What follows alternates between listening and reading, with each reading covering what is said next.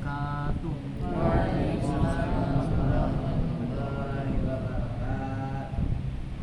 Alhamdulillah, alhamdulillahirabbil alamin.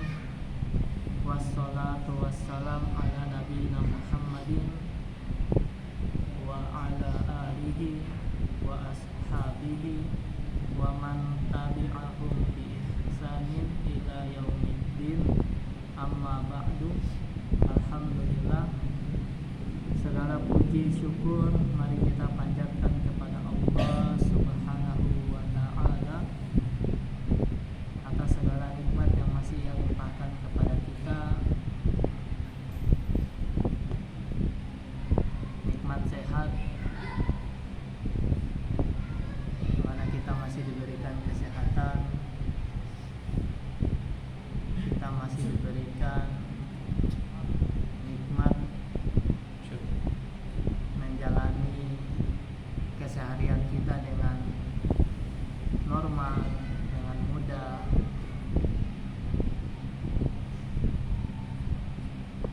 Itu Ustaz ada lihat video satu itu di YouTube. Orang yang akalnya itu tidak diberikan sepenuhnya sehingga tetap menjalani hidup, tapi tidak bisa seperti orang pada normalnya, baik memahami perkataan orang lain, nggak bisa paham kecuali hal-hal yang simpel. Bicara dari dianya sendiri yang bicara, nggak bisa bicara kecuali bicara yang simpel. Orang-orang yang akalnya itu nggak diberikan sepenuhnya, padahal hidup menjalani kehidupan seperti kita. Ada masa kanak-kanak, ada masa remaja, masa dewasa. Tapi selama masa-masa itu bahasanya tidak bisa menikmati seperti orang normal yang nikmati.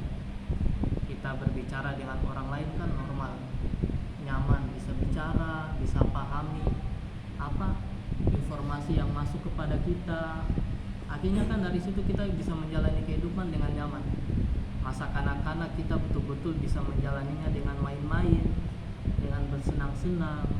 Masa remaja dengan segala kegiatan yang kaitannya dengan remaja.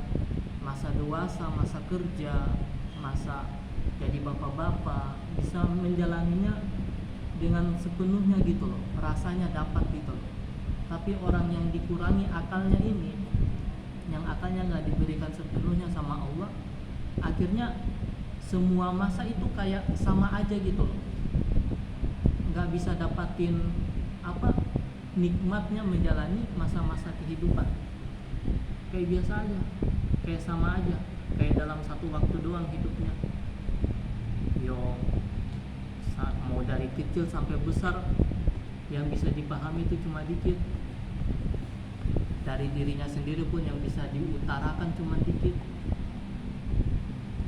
Sulit. Makanya kita yang masih diberikan nikmat, yang kadang kita semua memang tidak sadari, kecuali sampai nikmat itu sudah hilang dari kita, maka mari banyak-banyak kita bersyukur. Banyak-banyak bersyukur dengan meningkatkan ketakwaan kita kepada Allah.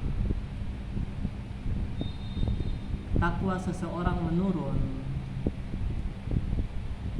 itu memang sesuatu yang manusiawi, tapi paling tidak kita harus tetap berusaha untuk memperbaiki, untuk kembali lagi, naik lagi, begitu terus. Jangan sampai ketika kita ketakwaannya turun, maka kita turunin belas, bahkan tidak ada keinginan untuk naik lagi, untuk tambah lagi. Maka itu tidak boleh. Jangan sampai ke tahap itu. Paling tidak kayak detak jantung lah, kan kalau turun naik turun. Kalau turun terus kan bisa ya. Kemudian marilah salawat serta salam kita senantiasa aturkan kepada suri tauladan kita Nabi Muhammad sallallahu alaihi wasallam,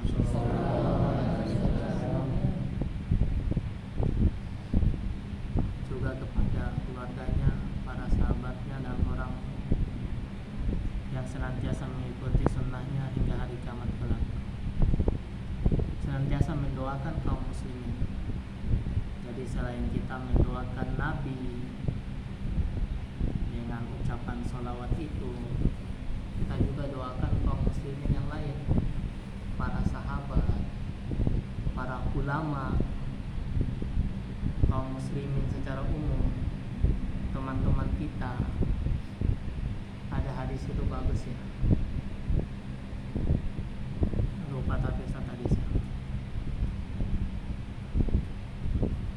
bahwasanya mendoakan teman kita, sedangkan teman kita itu tidak tahu kita mendoakan, maka kita juga akan mendapatkan doa yang sama. Kita juga akan mendapatkan seperti apa yang kita doakan itu. Kita doakan kan semoga teman kita sukses dunia akhirat, semoga teman kita dijadikan orang-orang yang istiqomah. Nah, kita doakan teman-teman kita tanpa teman kita ketahui, maka kita sendiri akan mendapatkan seperti apa yang kita doakan. Sangat bagus ya, manfaatnya juga untuk diri kita pribadi. Ayo hatulab yang semoga dirahmati Allah Subhanahu wa taala. Ini ada sedikit perkataan dari ulama yang kita sudah kenal bersama, Ibnul Qayyim Al-Jauziyah. Beliau itu pernah berkata mengenai perkara ikhlas. Jadi Pak Ustadz tiap hari belajar ikhlas terus, mau di pelajaran, mau di kultum, kajian, ikhlas terus yang dibahas. Memang ya, ikhlas ini perkara yang sulit. Rasa-rasanya macam mudah, tapi itu sulit sekali. Bahkan gak perlu kita melihat kepada diri kita ya yang merasa sulit ya. Para sahabat pun, para ulama pun itu sering mengatakan akan sulitnya perkara niat ini, akan sulitnya itu menjaga niat ini supaya tetap stabil, tetap pada jalannya. Itu memang sulit, sehingga sudah seharusnya kita itu sering mengulang-ulangnya, karena perkara itu akan senantiasa teringat, akan senantiasa terjaga, terpelihara apabila perkara itu sering diulang-ulang. Kemudian perkataan Ibnul Qayyim rahimahullah ini sangat menarik ya, yaitu beliau berkata, Al-ikhlasu alla tatluba ala amalika syahidan ghairallahi wala mujaziyan siwahu. Al-ikhlasu, ikhlas adalah, yang namanya ikhlas itu adalah alla tatluba, kamu tidak mencari, ala amalika, atas perbuatan amalmu, ibadahmu, perbuatan baikmu, syahidan, saksi, ghairallahi, selain Allah Subhanahu wa ta'ala, wala mujaziyan siwahu, juga tidak mengharapkan balasan kecuali kepada Allah Subhanahu wa ta'ala. Sangat menarik. Jadi yang namanya ikhlas itu, ketika kita beramal, melakukan suatu ibadah, melakukan suatu perbuatan baik, maka kita tidak mencari saksi, kita tidak mencari saksi. Saksi itu kayak gini loh. Ustadz gini-gini tuh sering bangun malam loh. Nah, itu kayak nyari-nyari saksi.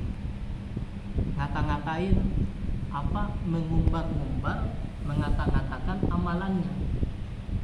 Aku tuh kemarin itu ada ini loh, sumbang uang di bela Palestina.